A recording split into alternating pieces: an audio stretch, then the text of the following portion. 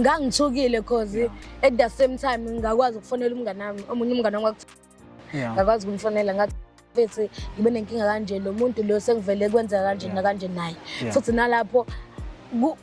kube into esheshayo nje kwinto ya 5 minutes kube into fast nje